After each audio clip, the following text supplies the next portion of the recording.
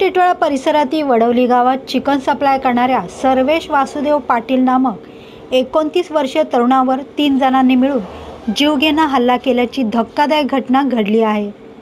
डोळ्यात मिरची पावडर टाकून त्याच्यावर लोखंडी रॉडने वार करण्यात आले। यामध्ये तो गंभीर जखमी झाला असून त्याच्यावर साई श्रद्धा रुग्णालयात उपचार सुरू आहेत। 24 मे 2025 रोजी सकाळी 7:15 वाजता नेपच्यून रोड परिसरात ही घटना घडली। सर्वेश आपल्या मित्रासोबत स्कूटरवरनं चिकनची ऑर्डर पोहोचवत असताना 3 अज्ञात व्यक्ती ॲक्टिवा दुचाकीवरून आल्या आणि त्यांनी त्याच्या डोळ्यात मिरची पावडर टाकली। त्यानंतर एका इसमाने रॉडने डोक्यात जबर मारहाण केली। अविनाश वेदाम पाटील, मनीष दत्तात्रय पाटील, विनेश मनोहर पाटील असे संशयित आरोपींची नावे असून सध्या पोलिसांनी गुन्हा दाखल करत या तिघांचा शोध सुरू आहे।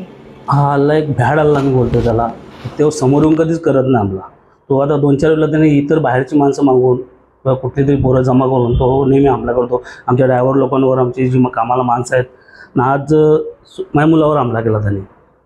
आता हे 3-4 वर्षापासून झाले। मागे त्याच्या कुटुंबातले काका लोकांना घेऊन मी बसवलेलं गावात। मी एक पोलीस पाटील आहे, कुठेतरी थांबलं पाहिजे। मी त्याला बसवलं का तुझा धंदा तू कर, आमचा धंदा आम्ही करतो ना। तुझा धंदा मोठा आहे, आमच्यापेक्षा त्याचा धंदा मोठा आहे। तुझा धंदा तो अनेक लोकांना त्रास तसाच देतो। आता पण त्याच्या 2 महिन्यापूर्वी पण सगळ्या दूधवाल्यांना त्रास दिला त्याने। ते सर्व व्यापारी तिथे पोलीस स्टेशनला आलेले त्याच्या विरोधात। आणि हा एक तडीपार गुंड आहे, त्याच्यावर अनेक प्रकारचे गुन्हे आहेत। अविनाश पाटील, मिनेश दत्तात्रय पाटील, मिनेश मनोहर पाटील। आणि मलाही कुठे रस्ता दिसला तर मी शांततेच्या मार्गाने जातो। कसा तो रस्ता दिसला, गाडी फास्ट करते माझ्यासमोरून किंवा मला खुन्नस देतील, पण मी लक्ष देत नाही त्यांच्यावर। त्यांनी आज मुलांवर माझा हमला केला, त्यांना योग्य ती त्यांच्यावर शिक्षा व्हावी त्यांना।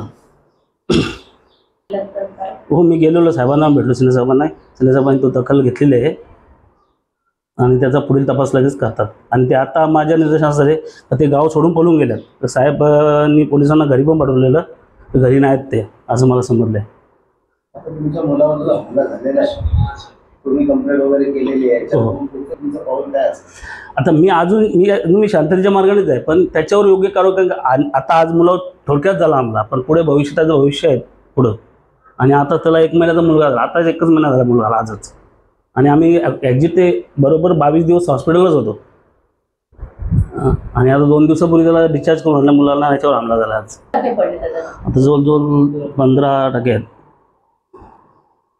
मी सकाळी गाडीवर चाललेलो, तर आंबिलीच्या रस्त्याला होतो। तिथून बाईकवर 3 जण, कोणतरी 2-3 जण आले। त्याने मसाला फेकला डोळ्यामध्ये ना, रॉडचा फटका डोक्यावर मारला माझा।